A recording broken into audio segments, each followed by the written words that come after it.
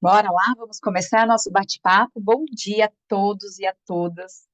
Deixa eu me apresentar primeiro. Meu nome é Tatiana Pisa, gerente de desenvolvimento e educação aqui na TOTUS.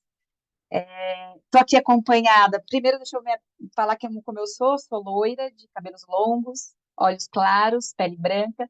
Estou aqui com uma camiseta curta, nude, e acompanhada de três mulheres incríveis para a gente fazer um bate-papo de ESG. Eu acho que o mais importante da gente começar esse bate-papo é a gente falar sobre a clareza e o conceito ESG. Porque ESG não é mais uma tendência de mercado, né, gente? A gente já sabe que todo mundo fala assim, tá todo mundo falando. Não, simplesmente uma tendência, mas é o caminho de sucesso para as organizações. Todo mundo já entendeu e as empresas já entenderam que para a gente ter um sucesso, esse tema é super relevante, as práticas precisam ser adotadas. Então, por isso que a gente está aqui acompanhado com vocês, para a gente começar com esse conceito e dando essa maior clareza. O que eu queria combinar com vocês, antes da gente iniciar o bate-papo? A gente tem o chat e tem o Q&A. Então, eu vou pedir para vocês usarem as duas ferramentas aqui. Quando vocês quiserem fazer um comentário sobre o que a gente falou, ou dar alguma ênfase, usar o chat. E quando vocês quiserem fazer uma pergunta, usar o Q&A. No final, a gente vai selecionar algumas perguntas ali para a gente trazer mais riqueza aqui para o bate-papo. Combinado? Outra coisa que é importante falar, né? Como eu falei, eu sou gerente de desenvolvimento, sou do RH, e também a gente já entendeu que RH tem um papel aí super relevante e estratégico nesse tema. Então, para quem aqui é profissional de RH também, já fica com essa dica aí. E para a gente começar, Roseli Nogueira, né? Ninguém melhor do que você para se apresentar, nos dá um pouco maior dessa clareza sobre esse conceito ESG. Vai lá, Rô. Olá, pessoal, bom dia, tudo bem? Deixa eu fazer primeiro aqui a minha descrição. Eu estou loira, cabelo acima um pouco dos ombros, tenho os olhos claros, estou usando óculos e estou com uma blusa de manga, de meia manga preta. Primeiro quero agradecer aí a oportunidade de estar aqui falando sobre esse tema tão relevante para os negócios no dia de hoje e para as pessoas, né? A gente falando de RH aqui, a gente olha muito para as pessoas, mas também para a parte ambiental e a parte de governança corporativa. Eu vou aqui falar um pouco quem sou eu e já vou introduzir aqui o conceito para a gente começar esse bate-papo. Bom, eu sou gerente de estratégia SG aqui na TOTUS. O meu papel é muito de pensar soluções para ajudar os nossos clientes no dia a dia dessa jornada, né? Afinal de contas, são vários os temas. Como é que a gente traz tudo isso para a diretriz da companhia e traciona uma agenda relevante? Eu também sou professora de SG, no MBA ESG. Eu já estudo esse tema há mais de 18 anos, não é de agora, e olho bastante pela perspectiva de como a gente pode criar pontes, criar modelos de colaboração para a gente tracionar a agenda ESG, e é isso que a gente vai ver aqui também um pouco ao longo aqui do nosso evento, tá? Eu vou falar um pouquinho do que é exatamente o ESG, né? Essas três letrinhas aí. Em inglês, Environment, Social, Corporate Governance. Em português, a governança ambiental, social e corporativa. Esse tema ele não é novo, na verdade, né? Ele já é um tema um pouco antigo, mas a partir de 2020 ele ganhou uma nova roupagem, muito por conta ali das cartas que o CEO da BlackRock, que é o maior fundo de investimentos do mundo, mais de 10 trilhões de ativos, manda para os seus clientes ano a ano, mas 2020 foi uma carta bastante incisiva do ponto de vista de uma mensagem que tinha a seguinte conotação: é, nós vamos investir em empresas que tenham a sustentabilidade na estratégia dos negócios. E por que isso? Porque precisa garantir a existência, a continuidade dos negócios em sinergia com um ambiente saudável e um desenvolvimento social adequado, né? E 2020 também foi o ano que começou a pandemia. Então, o que que aconteceu? As empresas se viram muito vulneráveis. Cadeias de suprimento com rupturas, da noite para o dia a gente tendo que colocar o time, né, as pessoas, os profissionais em trabalho de home office, e isso precisou ser visto de uma outra maneira, né, de uma outra forma. E de lá para cá, a gente tem falado muito da importância do RH como um catalisador ali de diversas frentes para impulsionar essa agenda dentro da organização. Afinal de contas, a gente pode seguir a legislação ambiental, a gente pode instituir um modelo, um processo de governança muito bem estruturado. Porém, se a gente não engajar pessoas, se a gente não olhar para as pessoas, nada disso vai funcionar. Afinal de contas, as organizações, elas existem para pessoas e com pessoas. Ô, Então, Rô, a gente até fala, né? Você acabou de falar do papel do RH aí, né? Então, a gente fala que a gente é uma peça-chave aqui, né? De disseminar essa cultura e pôr essas práticas, adotar essas práticas nas empresas, né? Então, a gente tem um papel super relevante aí, quanto profissionais de RH. E isso, não só porque para dentro, não só para colaborador, como para a sociedade, né? exatamente, o RH ele sai de um papel mais operacional para ser um papel, para assumir um papel realmente estratégico, porque é ele que vai conectar essa ponta, né, com pessoas e tracionar essa agenda dentro da organização. Então, é um papel fundamental, capacitar pessoas, contratar pela perspectiva da diversidade, desenvolver pela perspectiva da diversidade, e isso vai se ramificar dentro da organização. Então, é muito importante que os profissionais de RH comecem a falar mais sobre ESG, que normalmente está numa agenda mais ambiental, né, dentro das organizações, mas a gente precisa impulsionar isso também dentro do RH. Tá? Então, em resumo, gente, o SG é isso, são os critérios que medem a sustentabilidade nos negócios e precisa muito fortemente ter o engajamento dos stakeholders que a gente fala, né? Das pessoas, das partes interessadas, e os colaboradores são uma parte muito importante nessa agenda, ok? E uma coisa que é importante também, Rô, não é um determinado segmento da organização, são todos os segmentos, né? São todas as organizações. Isso eu acho que é importante falar. Porque às vezes algumas empresas ficam assim, ah, será que o meu segmento tem que estar nessas agendas? É todo, né? É a diversidade aí dos segmentos. Bom, Obrigada, viu? bom ponto, Tati, porque assim, o SG não é só para as empresas que estão nas bolsas de valores, evidentemente elas têm ali regras mais rígidas, mas o SG pode ser para qualquer modelo de empresa, qualquer segmento, e para empresas, inclusive menores, é muito mais fácil até implementar Hum, esses critérios. Então, a gente precisa disseminar cada vez mais esse assunto e engajar todos os setores e as é, empresas nesse sentido. esse é outro bom ponto que você trouxe, né? Tirar aquele viés, só são as grandes empresas que estão nas pautas de ESG, e não são, né? A gente está em todos os tamanhos e segmentos. Obrigada. Você falou um pouquinho ali também do papel de RH, né, de disseminar tanto o desenvolvimento da cultura corporativa, que é importante, treinamentos e engajamento. Acho que a parte de treinamento a gente impulsiona bastante. Planejamento sucessório, para quem não sabe, é uma pauta bem relevante para a ESG. Promoção da diversidade. Só que para falar de promoção de diversidade, eu estou com uma puta especialista no tema aqui, que é a Kelly. Kelly, vou deixar você para se apresentar. Acho que é importante você trazer para a gente um pouquinho aqui, considerando o aspecto social do S, do ESG, como que a gente consegue promover essa diversidade, inclusão e equidade, não apenas nessa contratação, no desenvolvimento, como pode contribuir e fortalecer isso no capital humano mesmo. Vai lá. Legal, legal, gente. Bom dia. Eu sou a Kelly Cristine Lopes.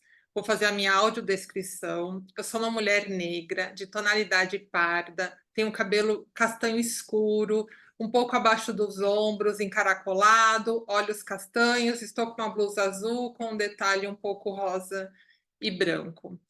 Eu sou empreendedora social, iniciei minha carreira em tecnologia, trabalhei por 16 anos em TI, ocupei diversas funções, desde implantar software até desenvolvimento de software, liderança de projetos em fábrica de software, e por vocação surgiu uma oportunidade de eu fazer uma migração de carreira para o terceiro setor, e eu tive aí a oportunidade de assumir a liderança do IOS, que é o Instituto da Oportunidade Social, que trabalha com educação profissionalizante para jovens. E, Tati, pensando aqui na sua pergunta, me veio uma palavra na cabeça, que é intencionalidade. Boa. O RH, as empresas, ou melhor, as pessoas, né? Nós que temos poder de decisão nas áreas onde atuamos, nas empresas que lideramos, nós precisamos ter intencionalidade se queremos ter diversidade. Primeiro, a gente tem que entender a realidade do nosso país, né? Se a gente entende que hoje, por exemplo, mais de 87% dos jovens que se formam no ensino médio estão na rede pública de ensino. Se a gente entende que apenas 18% das pessoas a partir de 25 anos de idade possuem uma graduação completa, se a gente entende que em torno de 77% das vagas do ensino superior, né, das vagas de graduação, estão na rede particular de ensino, a gente de fato entende que o nosso Brasil também tem uma emergência social na questão da educação. O jovem que sai do ensino médio na rede pública, ele só vai alcançar uma graduação se ele tiver ali uma oportunidade ou um trabalho, porque ele precisa de renda para estudar. Mas o que tem a ver a educação com a intencionalidade, né? Tem a ver que o RH, desde o momento de entrada de uma pessoa na empresa, independente da idade, desde o momento, de repente, da conquista do primeiro emprego daquele indivíduo, a gente precisa não só exigir a lista top de tudo aquilo que seria um sonho para nós, né? Uma pessoa com mais de 5 anos de experiência, de conhecimento, que fale Inglês, 2 ou 3 idiomas, né? E Tati, você melhor do que eu, né? Sabe quantas vagas que pedem inglês avançado e depois nem usam? É isso. Gente, por exemplo, para desenvolvimento de software, né? Eu trabalhei com desenvolvimento de software. Às vezes as pessoas falam, não querem, mas para desenvolver software tem que saber inglês avançado. Eu falo, não. O desenvolvedor de software, ele sabe inglês mais técnico, ele se vira. Hoje tem tradutor, inteligência artificial para isso. Ele não precisa ser fluente em inglês para ele desenvolver um software. Vai ajudar, se ele souber o idioma, vai ajudar, mas não é um impeditivo, né? E aí, não pode ser uma decisão assim tomada sem olhar a realidade do nosso país. A gente tem que olhar qual é o nosso povo, quais são as oportunidades disponíveis para as pessoas, principalmente para quem está entrando no mercado agora. O Brasil vive hoje o maior boom demográfico. A maioria da nossa população está em idade produtiva. Isso muda a partir de 2030. A partir de 2030, a gente vai ter a maioria da nossa população já encerrando a idade produtiva, iniciando aí, de repente, uma aposentadoria. Está Então, a mudando a gente não pirâmide, pode né, Kelly? está mudando a pirâmide, a gente não pode perder esse olhar, né, para os jovens, a gente não pode perder o olhar para as pessoas que, independente da idade, não tiveram oportunidades adequadas de formação. E isso tem a ver com diversidade, né? Quando a gente pensa, por exemplo, mulheres, quantas mulheres ocupam hoje cargos de liderança na empresa? Certamente é um percentual menor do que os homens na maioria das empresas, não em todas, mas na maioria. Se a gente fizer um recorte maior, quantas mulheres negras ocupam cargos de liderança? Ou quantas mulheres com deficiência ocupam algum cargo de liderança? Então, as empresas têm que ter essa intenção. E essa intenção, gente, é muito importante a gente deixar isso muito bem claro. Essa intenção não é um favor. A empresa não está fazendo um favor quando ela emprega um jovem de menor renda. Ela não está fazendo um favor quando ela emprega uma pessoa com deficiência. Ela está ali potencializando um valor. Ela está entendendo qual é a realidade da sociedade que ela está inserida e ela vai desenhar uma estratégia de desenvolvimento para aquele indivíduo. Por exemplo, uma pessoa com deficiência auditiva total, né? Vamos pensar aqui, uma pessoa surda. Provavelmente, muito provavelmente, se ela veio da rede pública de ensino, ela não teve uma educação adequada para a necessidade dela, porque não há 100% de disponibilidade de um intérprete de Libra, como nós estamos tendo aqui hoje nesse encontro. Né? Às vezes ela demorou para ser alfabetizada em Libras, às vezes ela assistiu aulas e matérias que não tinham intérprete, e muitas vezes que o professor ficou de costas para ela e ela não conseguiu fazer a leitura labial. Isso acontece até hoje. Como é que a gente vai querer conseguir diversas pessoas com deficiência auditiva total no mercado que sejam muito experientes, quando a nossa própria base da pirâmide educacional não dá essa base para elas? Só que as empresas podem e devem mudar esse cenário, porque a gente está falando da maioria da nossa população. Mais de 50% da nossa população é feita de mulheres. Mais de 50% da nossa população são pessoas que se autodeclaram negras. A gente tem em torno aí de 25% a 30% da nossa população com algum tipo de deficiência. Então, a gente precisa olhar para isso, né? 58% da nossa população está nas classes sociais C, D e E, desculpa, D e E. Então, como é que a gente gera oportunidade para isso? Você queria falar, Tati? Eu estou aqui escutando, sabe? Eu vou fazer um parênteses aqui. Você falou sobre mulheres na liderança. Eu tinha falado que uma prática importante de ESG também é plano sucessório, né? E a gente fala muito de plano sucessório para sustentação do negócio, conhecimento dentro de casa. Mas será que as empresas também olham no plano sucessório quanto percentual de mulheres estão nesse mapa sucessório? Porque às vezes fala assim, eu não tenho mulheres na liderança, mas como eu estou preparando essas que vão vir. Outro dia eu fiz no começo do ano, a gente fez um bench em algumas empresas sobre mapeamento sucessório e a gente falou, qual que é o percentual de mulheres nesse plano, nesse mapeamento? E era quase nulo. Então dá para a gente ir trabalhando também. Sim. Mas é só um adendo aqui. Sim, que é até olhar para dentro de casa, né? Às vezes, em grandes empresas, quantos talentos a gente tem ali dentro, de diversidade principalmente, que de repente a gente não está dando a oportunidade devida ou a equidade devida, né? Porque alguns perfis necessitam de uma ferramenta adicional, necessitam de uma oportunidade adicional. Isso não é um tratamento diferenciado, isso é entender a necessidade daquele indivíduo, né? A gente precisa ter esse olhar. E aí, Tati, é bacana eu falar um pouquinho aqui do trabalho que a gente faz no IOS, que é o Instituto da Queremos Oportunidade conhecer Social. tudo. Considerando aqui que a gente tem visitantes de fora, de outras empresas, o IOS ele existe há 26 anos e a gente trabalha com formação profissional com uso de tecnologia para adolescentes e jovens na faixa etária aí de 15, 16 até 29 anos de idade e pessoas com deficiência a partir de 16 anos de idade que estejam cursando aí, eu tenho concluído o ensino médio. Por que a gente fala de formação profissional em tecnologia, né? Usando tecnologia. Todo mundo que se forma no IOS vai trabalhar, vai ser um profissional de TI? Pode ser também, mas ele também pode ser um usuário, ele pode ser um operador administrativo, ele vai aprender ali ferramentas de produtividade utilizada pelas empresas, vai aprender ali um software ERP, por exemplo, ou algum outro segmento de negócio, pode também aprender desenvolvimento de software, infraestrutura e redes, a gente tem aqui um portfólio.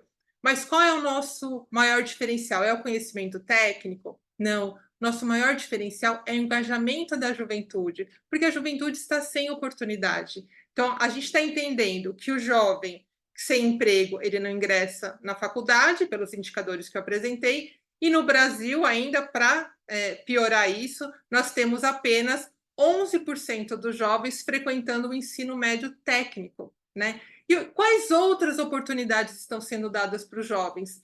Poucas oportunidades, faltam política pública para a juventude. Então, o IOS ele vem aí como uma opção para o jovem que necessita de um emprego, de um primeiro emprego, mas que ele ainda não tem condições de entrar na graduação, Ele vem no iOS, ele faz o curso com a gente, pode ser 1, 2, 3 semestres, ele vai montar ali a trilha dele, até onde ele quer chegar, com acompanhamento, mentoria nossa, com desenvolvimento de soft skills, com acompanhamento psicossocial, e aí a gente faz a indicação desses jovens para as empresas de forma gratuita. Então, qualquer empresa que está aqui nessa live hoje, você tem vaga de primeiro emprego aí, ou de início de carreira, né? Aí na sua empresa. Você quer contratar uma pessoa já formada, pré-selecionada para essa vaga, sem nenhum custo de indicação. O Instituto não cobra nada para fazer indicação. E ainda com indicadores de diversidade, né? De repente, mais mulheres, pessoas negras,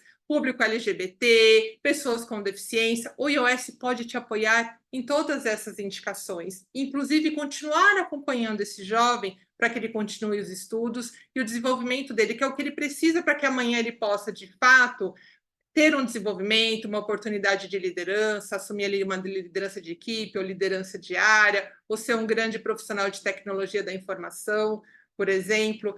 E aí o bacana, Tati, é que depois que as empresas contratam e fazem, né, percebem o valor que esse jovem agrega, né? Porque eu gosto muito dessa frase, gente, é valor, não é favor, é um valor. A gente vira a contratação com o Instituto vira recorrente. As próximas vagas é natural que essas empresas busquem com a gente. E a gente também consegue apoiar, informar, direcionar essas empresas para pensar num plano contínuo de desenvolvimento, né? Ele foi ali preparado para um primeiro emprego, como é que a gente continua ali o RH da empresa, a empresa oferecendo oportunidades para que amanhã ele possa alcançar outras oportunidades. Então, não adianta hoje a gente falar de diversidade se a gente não falar da questão social do nosso país, né? Das diferenças sociais que a gente tem e que a gente precisa, sim, dar oportunidades, desenhar vagas que sejam coerentes à realidade do nosso país e buscar treinamento para aquilo que a gente precisa. Só um último indicador que eu vou deixar aqui de provocação, pensando aqui que a gente está no mundo da tecnologia, tem um estudo do SEMESP. O SEMESP é o Sindicato das Entidades Mantenedoras de Estabelecimentos de Ensino Superior do Estado de São Paulo. Tem um estudo que o SEMESP apresentou em 2021 e veja só, eles estudaram os 20 cursos mais procurados na graduação particular. Dos 20 cursos mais procurados, tem apenas um curso de tecnologia, que é o curso de Sistemas da Informação, que tem apenas 1,7 de procura por vagas. Olha que pequeno. Qual é o curso mais procurado? Por exemplo, nesse caso, é Direito, com 17% de interesse. Então, é mais um motivo que, às vezes, quando a gente vai contratar uma pessoa de tecnologia, não necessariamente ela precisa ter a graduação completa.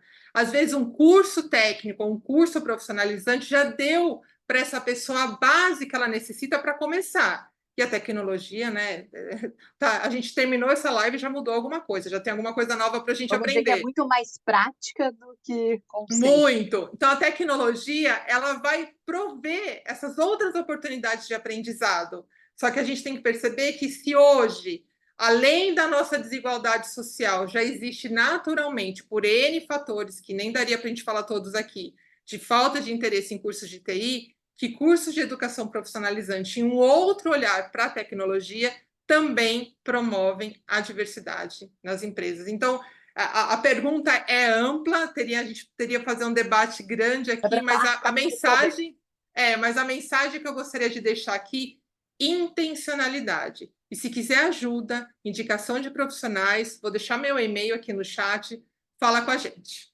Obrigada, Tati. É isso, eu acho que é o que você falou, muito bom o que você falou, mas eu acho que assim, não é uma coisa mais recomendada, né, nas empresas, é essencial. Acho que a palavra é essencial hoje em dia. Mas tem gente aqui quietinha no. É, Oi, Rô? uma empresa nasce de um contrato social. Então, o papel que ela precisa assumir de empoderamento, né, das populações, da sociedade, é muito grande, né? E isso é puramente básico, uma vez que você empodera populações vulneráveis, você está dando poder de compra também para essas pessoas. A economia gira, né? É. Obrigado. Tati, Eu acho Tati, só um aspas. Dá uma olhada no comentário aí no Estou chat. vendo aqui dos jovens do iOS. Até eu ia falar para você aproveitar, Kelly, e colocar o site do iOS. Para quem não conhece, já convidá-los a conhecerem. Vou colocar. Muito legal. Aqui a gente já tem um depoimento. Muito obrigada, Márcia. Bom, mas tem gente quietinha aqui no bate-papo também, que eu não vou deixar ela quieta, não. Lisandra, vou deixar você para você se apresentar. Mas eu acho que é legal você trazer um pouquinho para a gente, Li, sobre ponto de vista de tecnologia, né? Quais as ferramentas disponíveis que a gente tem hoje, assim, pode contribuir para impulsionar a inovação e responder os desafios de gestão nas organizações? Obrigada, Tati. Antes de qualquer coisa, bom dia a todos. É uma honra absurda estar fazendo esse painel com mulheres tão incríveis. Eu acho que, antes de qualquer coisa, esse empoderamento feminino nos trazer à tona é muito importante. Mas vou fazer aqui a minha autodescrição. Como a Tatiana falou, meu nome é Lisandra, eu sou uma mulher negra de pele clara, cabelos longos, castanhos, olhos também castanhos. Eu uso óculos, estou vestindo hoje uma blusa preta sem mangas. Hoje eu estou gerente de contas e sucesso do cliente voltado para o ISD, da DIP ISD, parceira da TOTS. A DIP é uma startup brasileira que desenvolve soluções tecnológicas para mensuração de impactos sociais, ambientais e de governança das atividades das empresas e de suas organizações. E aí as plataformas da DIP, elas têm esse desenvolvimento, elas foram desenvolvidas para facilitar a jornada ESG das organizações, nas suas diversas fases, entregando uma visão um pouco mais granular das informações e o impacto dessas análises detalhadas e de forma auditável. Então, no viés do RH, a gente sabe que é bastante complexo fazer mensuração de indicadores sociais, de indicadores ambientais voltados para RH, de indicadores de governança voltados para RH. E o RH ele tem um papel de desenvolver um planejamento de ações de responsabilidade social nas organizações. E para isso, eu acho que deve-se elaborar uma visão de longo prazo, onde a empresa ela não apenas diminui o impacto ambiental que ela causa dentro das suas atividades, como também passe a auxiliar as pessoas e as regiões envolvidas nesse processo. Então, essa questão da responsabilidade, não só do impacto ambiental que você gera, mas do impacto social, trazer essas pessoas, esses jovens, das comunidades, do entorno, é muito importante para fazer esse desenvolvimento da corporação como um todo. Por exemplo, as organizações elas estão começando a realizar a mensuração das emissões de colaboradores que estão trabalhando em modelo híbrido ou em modelo home office. E é devido a essa necessidade que a companhia tem dentro e fora dela, que a DIP criou o DIP Advanced, que é um software que auxilia a trazer as organizações para um viés mais de mensuração desses indicadores. Então, o RH ele passa a ter mais organização no monitoramento das atividades que ele desenvolve de maneira muito mais precisa. Então, o sistema, a ideia da mensuração desses indicadores voltados para RH é exatamente que a gente se baseie nas análises de dados e, por isso, traga uma visão não tão enviesada para o RH, o que ajuda a deixar as decisões desse RH muito menos subjetivas e muito mais embasadas. A ideia é realizar uma gestão desses indicadores, como, por exemplo, o que a Kelly falou, a questão das mulheres em cargos de liderança, os indicadores de pessoas negras em cargos de liderança, fazer esses acompanhamentos, e não só acompanhamentos, os estabelecimentos de metas KPI, que são muito importantes para desenvolver a corporação como um todo, através de uma plataforma de gestão ESG, que traz muito mais rapidez e muito mais assertividade nas tomadas de decisão, tirando do gestor de RH essa linha mais operacional e trazendo ele de fato para a gestão ESG. Eu acho que é o nosso maior, enquanto DIP, eu acho que esse é o nosso maior objetivo, é fazer com que os gestores de RH, os gestores de ESG, os gestores financeiros, consigam sair dessa linha operacional que hoje tanto demanda e que nos tiram tanto tempo, que nos tiram tanto esforço de capacity humana, entregando para vocês esses indicadores tabulados, analisados, para que vocês consigam de fato fazer a gestão e o desenvolvimento desse RH e da corporação como um todo. A gente fala muito de uma cultura data-driven, né, Li? Então, eu acho que é em as estruturas, todas as áreas dentro de uma empresa. Eu acho que a gente já entendeu que dados nós temos, e muitos dados. Mas como Exato. que a gente usa esses dados para as nossas tomadas de decisão? E isso é uma mudança de cultura, né? É uma mudança de tomada de decisão. Então, eu acho que ela é muito importante. Acho que no momento que estamos nas organizações, no momento que nós estamos de mundo, não tem mais como a gente não entender que os dados nos dão as melhores tomadas de decisão. Até aqueles momentos que a gente fala, eu tive uma ideia, um insight de tal atitude, mas é porque tem inúmeros dados por trás que fazem a gente tomar decisões. Então, essa cultura é muito importante. Super Não, obrigada. sem dúvida, Tati, eu acho que assim, a ideia da criação da DIP, quando ela foi pensada, foi exatamente para fazer com que a gente consiga mensurar ESG, quem trabalha com ESG voltado para RH, sabe a dor que essa dificuldade de ter esse dado. A gente tem muito dado, como você falou, mas de entender, de analisar, de trazer esse dado para a Cruzar. gestão. Exatamente, fazer essa mescla de informações que são advindas do RH, que são advindas do financeiro, a gente entender em que momento a organização está, em que momento onde a organização quer chegar, traçar metas factíveis, não só de descarbonização. Hoje em dia a gente fala muito de carbono, né? A gente está nessa fase muito forte principalmente depois do lançamento da PLR 412, perdão, ano passado, que tem a questão da regulação do mercado de carbono. Então, hoje fala-se muito de carbono, de mensuração, de impacto ambiental, mas eu acho que é imprescindível dentro dessa fala, dentro do viés de ESG, dentro do viés de sustentabilidade, trazer as temáticas sociais para dentro da discussão, fazer com que as corporações entendam a necessidade de desenvolver esses profissionais, de pegar, por exemplo, um profissional advindo do IOS e fazer com que ele tenha um plano de carreira dentro da corporação, fazer com que ele se desenvolva enquanto profissional, enquanto pessoal.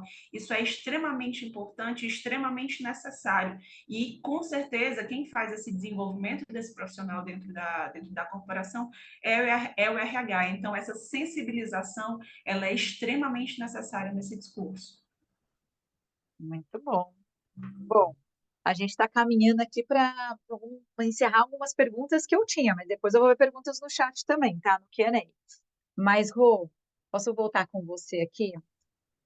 Você conseguiria passar para a gente aqui, Rô, um pouco dar algumas dicas de como que a gente pode ajudar essas empresas que entraram nesse bate-papo, que entraram querendo sair com dicas, Rô, querendo sair com como que eu faço isso daí? Como que a gente pode criar uma boa agenda de ESG relevante nas organizações? Boa, Tati. Bom, acho que primeiro, pessoal, a gente tem que fazer um mapeamento, né? Um depara de como que a organização está em relação aos critérios ESG, né? O ESG ele é bastante amplo, mas, de fato, o que que a empresa precisa tracionar porque está sob um risco, sobre até uma oportunidade, né, de desenvolvimento de negócio, sobre uma legislação mais rígida. Então, ponto de partida, assim, na minha opinião, é a empresa ter um apoio consultivo para mapear exatamente quais são as suas vulnerabilidades suas exposições, seus riscos e oportunidades, né? A partir daí fica muito claro para onde a empresa tem que caminhar. Um outro aspecto também que é importante é a questão da matriz de materialidade, né? É, a materialidade, ela é exatamente o que é essencial para a empresa. Onde a empresa está sob maior tensão, onde ela enxerga que os stakeholders estão ali exigindo que ela se atualize, que ela se mantenha ativa em relação a enxergar novos modelos de negócio, ela enxergar, por exemplo, que ela precisa ser uma empresa mais diversa, mais inclusiva, porque a diversidade, ela traz inovação. Se a empresa não tiver esse olhar, ela está perdendo competitividade, né? Então, o ESG, ele é muito desenvolvimento de negócio, né? Você enxergando ali onde você pode ser melhor como organização no teu dia a dia. Então, um diagnóstico bem feito e uma matriz de materialidade vai direcionar para onde essa agenda ela precisa caminhar. E isso se torna relevante para a organização, porque a organização vai construir essa jornada, e é uma jornada mesmo, porque você vai evoluindo ano a ano, mas ela vai construindo baseado no que é relevante para ela, porque para algumas organizações, alguns temas são muito mais sensíveis do que outros. Então, isso precisa ser ter bastante clareza, né? E um ponto também importante é que, por vezes, o RH ele acaba ficando fora dessas discussões, né? Ele chega ali, chega a iniciativa para o RH muito depois que as diretrizes já foram construídas. Então, é importante um engajamento, envolvimento do RH, porque ele tem, como eu falei no bloco anterior, a capacidade de conectar todas essas pontas e tornar os temas SG muito mais relevantes e tracioná-los de uma forma mais ágil dentro da companhia, né? Afinal de contas, aí as pessoas elas são as mais importantes nessa perspectiva. É pelo RH que a gente vai desenhar ali um programa de diversidade e inclusão, um programa de desenvolvimento, de capacitação, então, de habilidades novas, né? A gente tem muita coisa acontecendo agora no mercado, muitas profissões surgindo a partir de desafios como mudanças climáticas, como descarbonização, como diversidade e inclusão, né? Então, o RH ele precisa estar aí envolvido nessas discussões e até assumir ali um papel. Ele que puxa a agenda, o Rô? Ele pode puxar a agenda, sim, principalmente nos temas relacionados ao S, né, ao social, saúde e segurança no trabalho, pensar em novos modelos de capacitação para as pessoas, para os colaboradores atenderem melhor seus clientes, promover ali o relacionamento com as outras áreas, né? Trazer essa inovação a partir da diversidade, da inclusão e da equidade. Então, ele é um papel estratégico ali nessa agenda ESG.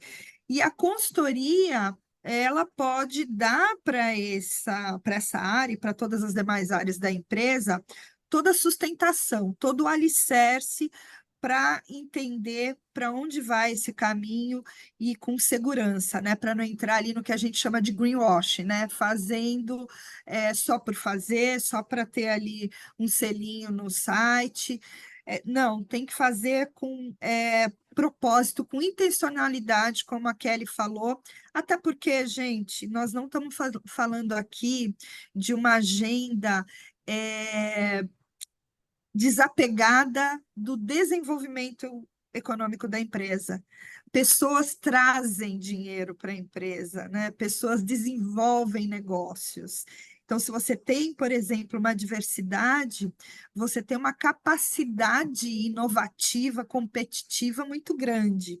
Se você está olhando ali para redução dos seus custos, a partir não de abrir mão de pessoas, mas de redesenhar os seus processos, isso coloca uma inteligência no negócio muito maior, né?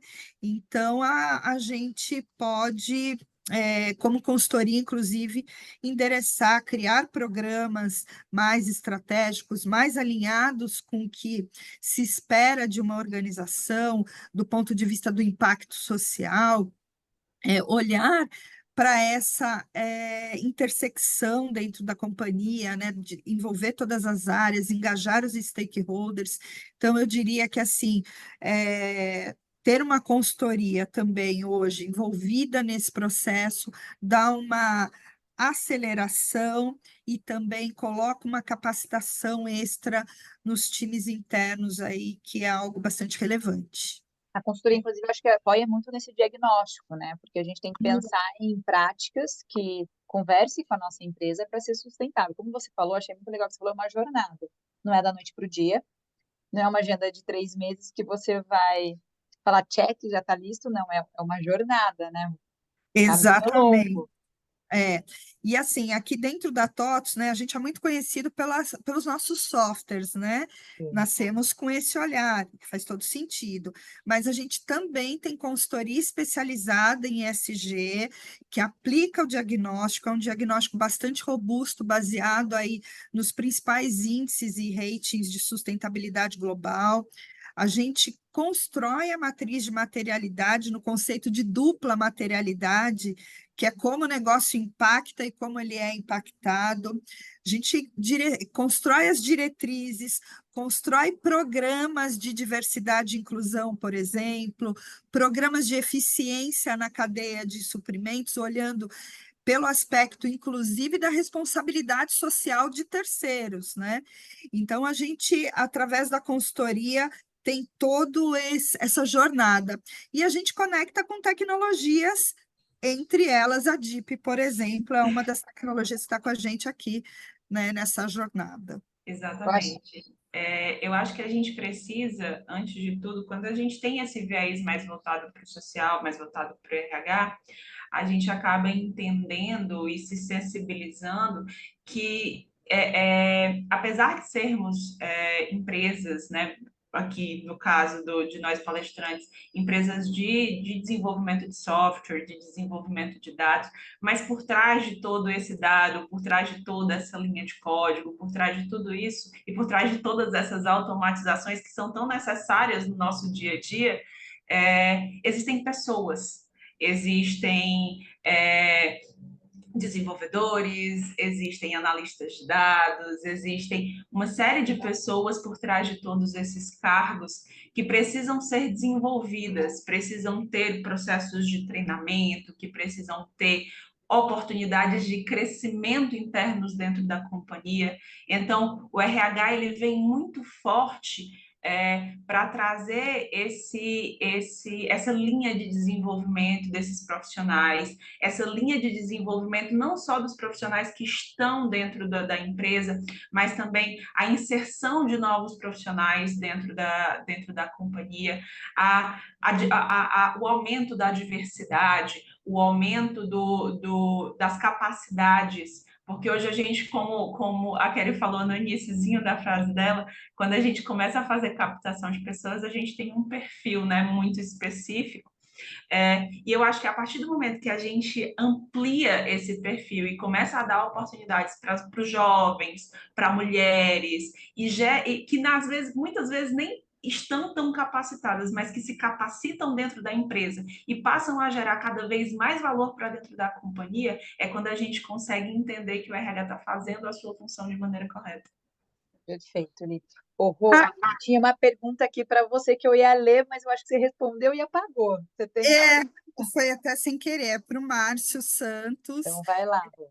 Vou responder aqui. Márcio, a gente está ajudando sim as empresas, né?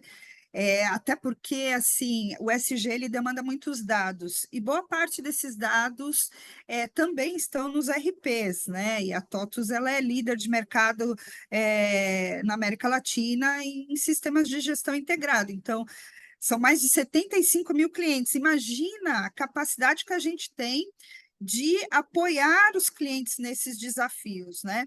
Então, a gente já tem esse processo todo estruturado já há mais de 3 anos. A gente já tem muitos clientes de diversos segmentos, agro, supply, serviços, né? A gente vem aí apoiando bastante os nossos clientes nessa jornada, desde o diagnóstico, a construção da matriz de materialidade, até as diretrizes, o que a gente chama de adaptabilidade, né?